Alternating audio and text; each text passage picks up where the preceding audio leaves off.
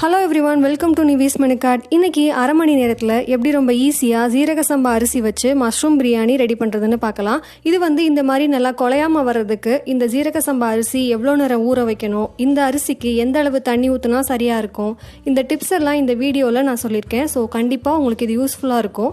First mushroom கழுவுறதுக்கு கொஞ்சம் தண்ணியில் உப்பு மஞ்சள் பொடியும் ஆட் பண்ணி இந்த மாதிரி நல்லா கழுவிக்கோங்க. இதில் நிறையா தூசு அழுக்கெல்லாம் இருக்கும், அதுக்காக தான் இந்த மாதிரி லைட்டாக கழுவிக்கணும். மஷ்ரூம் எல்லாம் ரொம்ப நேரம் தண்ணியில் இருந்துச்சுன்னா சொதன்னு ஆகிடும். அதனால் இதை உடனே தண்ணியிலேருந்து வெளியில் எடுத்துட்டு நல்லா இந்த மாதிரி தண்ணி போக தொடச்சி ரொம்ப சின்னதாகவும் இல்லாமல் பெருசாகவும் இல்லாமல் இந்த அளவுக்கு இதை கட் பண்ணி வச்சுக்கோங்க. இந்த பிரியாணிக்கு நான் 1 கப் ஜீரக சம்பா அரிசி எடுத்திருக்கேன். இதை 2 வாட்டி நல்லா அலசிக்கலாம்.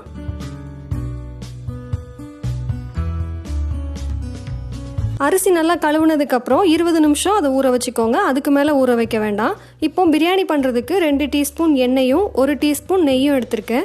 எண்ணெய் நல்லா சூடானதும் ஒரு பெரிய வெங்காயம் ஆட் பண்ணிவிட்டு வெங்காயம் நல்லா ப்ரௌன் ஆகிற வரைக்கும் இதை வதக்கிக்கோங்க.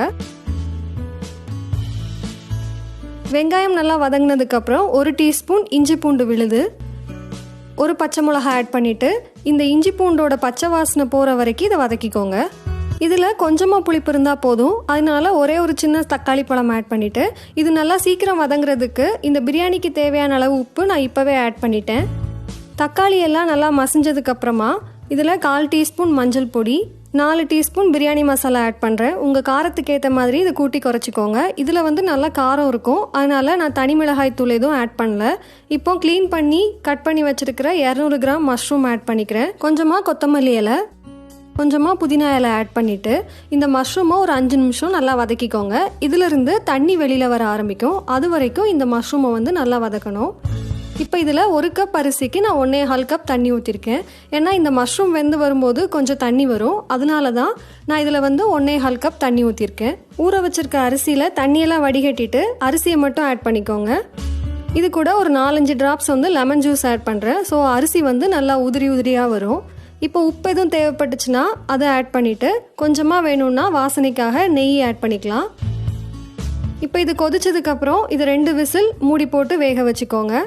ஒரு விசில் ஹை ஃப்ளேம்லேயும் இன்னொரு விசில் லோ ஃப்ளேம்லேயும் நான் வேக வைக்கிறேன். இது ஒவ்வொரு குக்கருக்கும் மாறுபடும். உங்களோடது புது குக்கர் ரொம்ப நேரத்துக்கு ப்ரெஷர் நிற்கும் அப்படின்னா நீங்கள் மீடியம் ஃப்ளேமில் ஒரே ஒரு விசில் மட்டும் வச்சு எடுத்தீங்கன்னா சரியாக இருக்கும். ப்ரெஷர் போனதுக்கப்புறம் ஓப்பன் பண்ணி பார்க்கலாம். பிரியாணி நல்லா ரெடி ஆகிடுச்சு. நீங்களும் இந்த டிப்ஸ் எல்லாம் ஃபாலோ பண்ணி இதே மாதிரி செஞ்சு பார்த்துட்டு உங்களுக்கு பிடிச்சிருக்கா இல்லையான்னு சொல்லுங்கள்.